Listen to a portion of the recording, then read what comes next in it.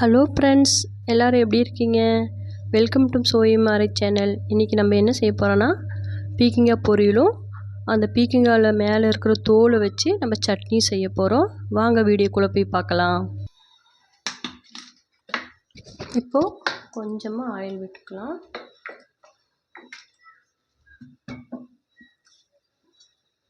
First இந்த பீக்கங்காய் தோல் சீவி வச்சுருக்கேன் பாருங்கள், அது வந்து நல்லா தண்ணியில் அலசி எடுத்து வச்சுருக்கேன். ஃபஸ்ட்டு இதையே வதக்கி எடுத்துடலாம்.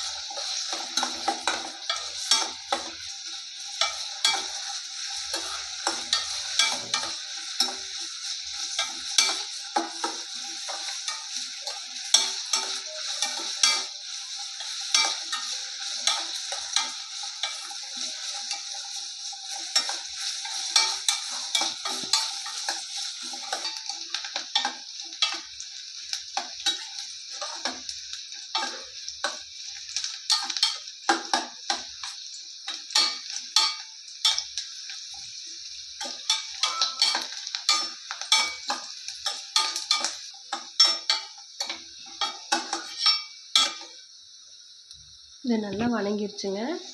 இது ஒரு பாத்திரத்தில் மாற்றிடலாம்.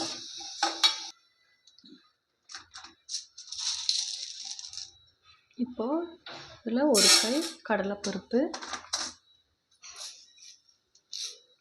ஒரு கை உளுத்தம்பருப்பு போட்டு நல்லா வறுத்து விட்டுலாங்க.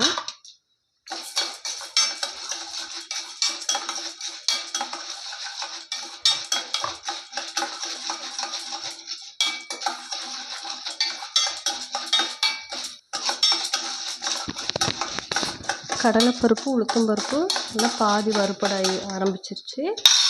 இப்போ இது கூட கொஞ்சம் சின்ன வெங்காயமும் பூண்டும் உரிச்சு வச்சுருக்கேன், அதை போட்டுடலாம். அது கூடவே ஒரு 5 காய்ந்த மிளகாய் போட்டுடலாங்க. உங்களுக்கு காரத்துக்கு தகுந்த மாதிரி நீங்கள் கூடவோ குறைச்சிக்கோ போட்டுக்கோங்க.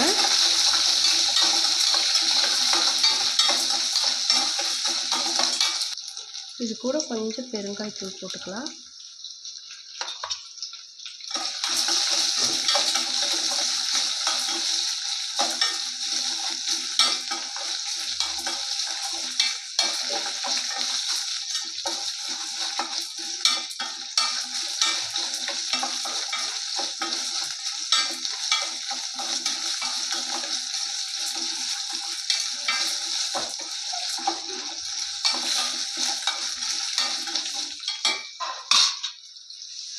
இப்போ ஒரு கை தேங்காய் துருவல் அதையும் போட்டுடலாம். போட்டு புளி ஒரு துண்டு புளி போட்டு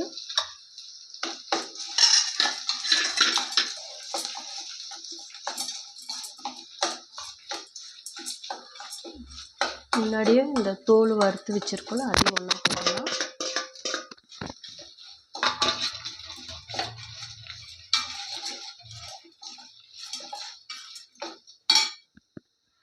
கொஞ்சம் மல்லித்தலை, அவ்வளோதாங்க. கேஸ் ஆஃப் பண்ணிடலாம். இது நல்லா ஆறட்டும்.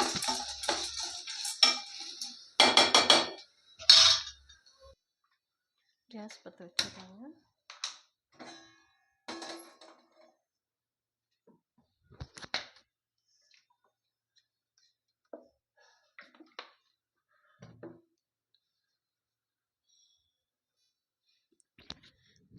எண்ணெய் காஞ்சிருச்சுங்க.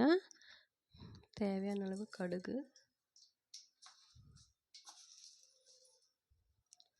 உளுத்தம்பருப்பு,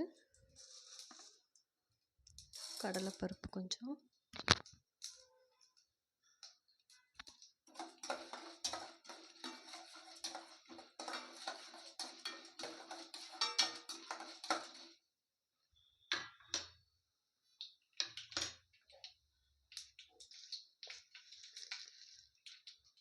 இதில் ஒரு 4 பச்சை மிளகாய் கருவேப்பிலை போட்டுட்டு அதையும் போட்டுடலாங்க.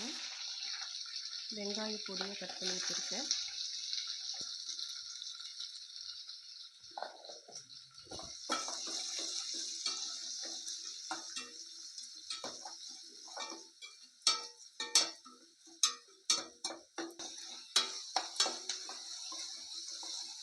வெங்காயம் நல்லா வணங்கட்டுங்க.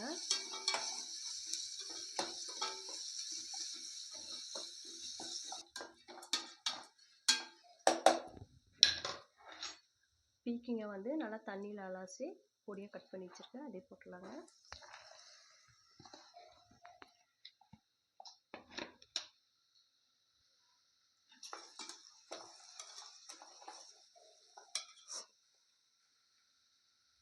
இது கூட ஒரு 1/4 டீஸ்பூன் மஞ்சள்தூள்,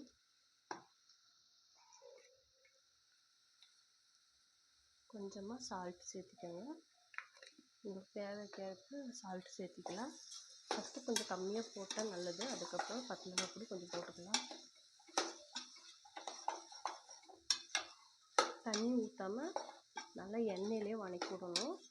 லேசாக தண்ணி தெளித்தா போதும், இல்லைன்னா பீக்கிங்காயில் தண்ணி இருக்கும் ஒரு பீக்கிங்காயில், அதனால் தண்ணி உடனே ஊற்றக்கூடாது.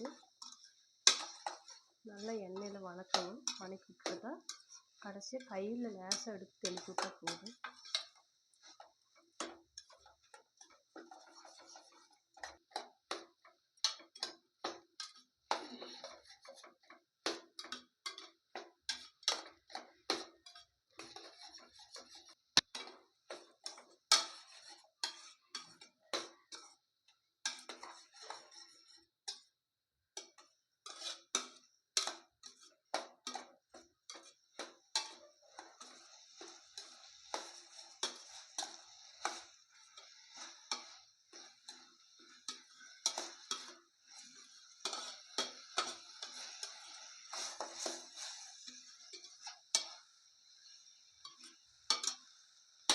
இது ஒரு 2 நிமிஷம் அப்படியே மூடி வைக்கலாம்.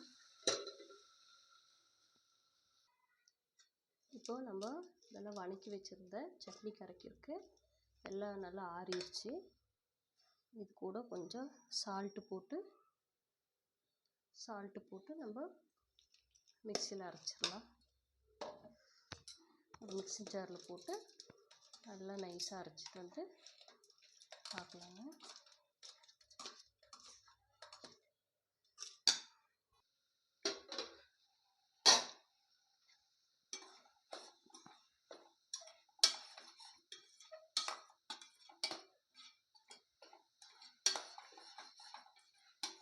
நம்ம தண்ணி ஊற்றலை, ஆனால் இதுலேயே கொஞ்சம் லேசாக தண்ணி விட்ட மாதிரி இருக்குது.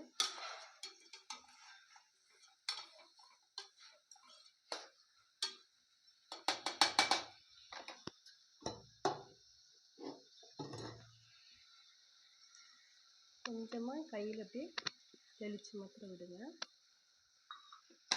அவ்வளோதான், ஒரு 2 நிமிஷம் ஆகட்டும்.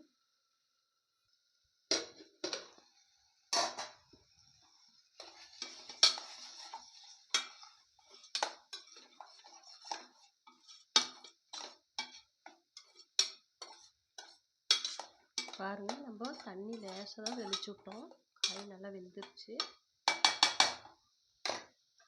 இப்போது துருவி வச்சுருக்கிற தேங்காய் துருவல் ஒரு கை போட்டுடலாங்க.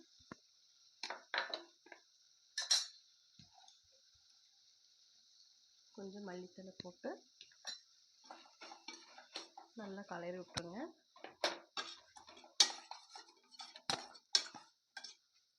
அவ்வளோதாங்க, பீக்கிங்காய் பொரியல் ரெடி ஆயிடுச்சு. கேஸ் ஆஃப் பண்ணிடலாம்.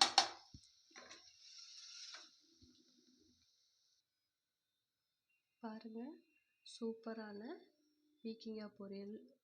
பீக்கிங்காயில் தோலை வந்து சட்னி அரைச்சிருக்கிறோம். ரெடி ஆயிடுச்சு, சூப்பராக ரெடி ஆயிடுச்சு. நீங்களும் வீட்டில் ட்ரை பண்ணி பாருங்கள். ஓகே ஃப்ரெண்ட்ஸ், சுவையும் ஆரோக்கியம் சேனலுக்கு மறக்காமல் சப்ஸ்கிரைப் பண்ணுங்கள், லைக் பண்ணுங்கள், ஷேர் பண்ணுங்கள். ஓகே ஃப்ரெண்ட்ஸ், பாய்.